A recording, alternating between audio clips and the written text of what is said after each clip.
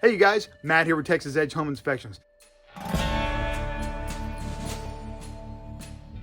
And today, it's my day off. So that means it's time for some home maintenance. And it being January, I like to do a few things around the first of the year to help maintain my water heater as well as my AC. So I'm gonna show you, come take a look.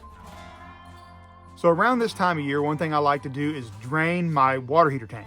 These things can collect sediment over time and it affects the amount of hot water that's actually stored in the tank, as well as affect the performance and the overall lifespan of the unit. So let me show you how I do it. By the way, there's two items you're gonna need to do this job.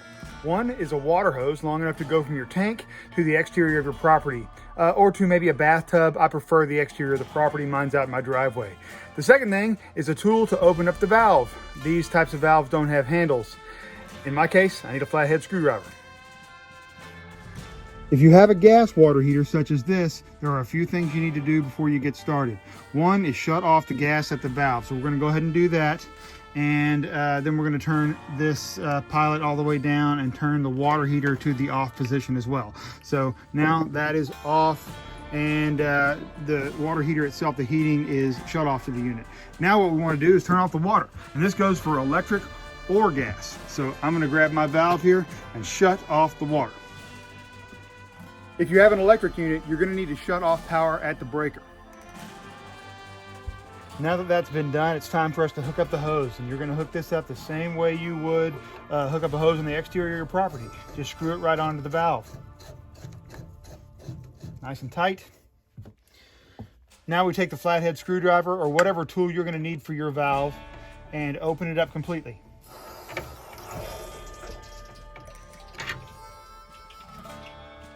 Now at this point, water is probably stuck inside the tank because there's nothing to allow it to flow out. So what you have to do is you have to open up the temperature and pressure relief valve.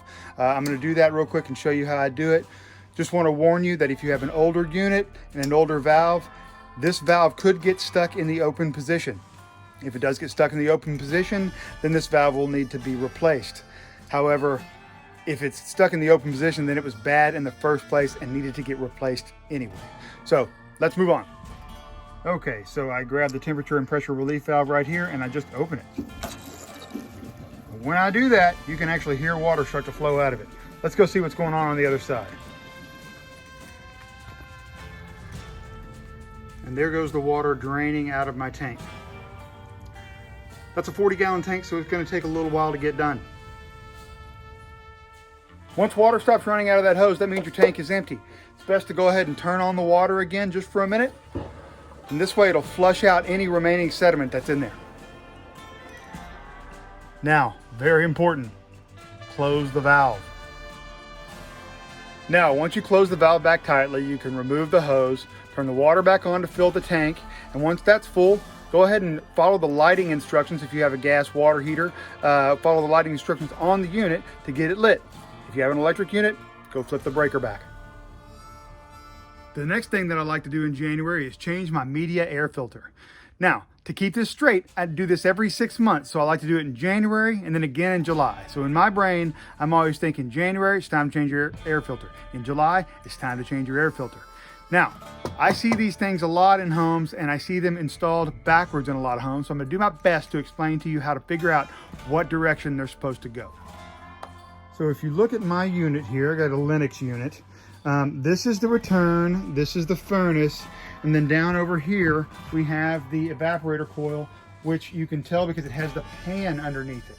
Okay, that's where this is going to become important. Okay, so the flow is going from the return over here through the furnace, through the evaporator coil, which has the pan, and then out and distributed throughout your house. So the important thing to remember is the flow is this way. Okay, so most of these are indicated. You can pull this panel down and most of these are indicated with an arrow showing the flow, what direction it's supposed to go. Oftentimes I see these backwards. I'm not exactly sure how much difference it makes, but guys, the arrow says it's supposed to be going this way. This is the flow of air, so we want to install it right. Now I've already installed my air filter, so this is pretty well nice and clean, but you know, we'll check that again in July. One more thing I like to do every time I change my air filters, I like to pour a little bit of bleach inside my primary AC drain lines. This keeps any algae or organic material that grows inside that drain line from forming and helps keep me from having clogs, which causes trouble down the line. So what I do is I take a funnel and a little household bleach and pour it in. I'm gonna show you how to do that. So this is the evaporator coil, and just outside the evaporator coil, you have two standpipes that are going to your AC's primary drain line. They're oftentimes covered with tape or sometimes capped. It is good to keep them covered. I have them open for today's video. However, we'll cover them up after this is finished. But this is where you want to pour a small amount of bleach. It doesn't take much, about 1/4 of a cup. This is going directly through this line and usually going into a drain line that is connected to a P-trap underneath one of your sinks. At least that's how modern construction is, and that's how my home is. What I do is I take a regular old funnel and I pop it in, and then I take some regular household bleach, and then we're gonna pour a little bit into this funnel. I'm gonna go ahead and do this one, and for good measure, I'm gonna pour a little bit in this one as well.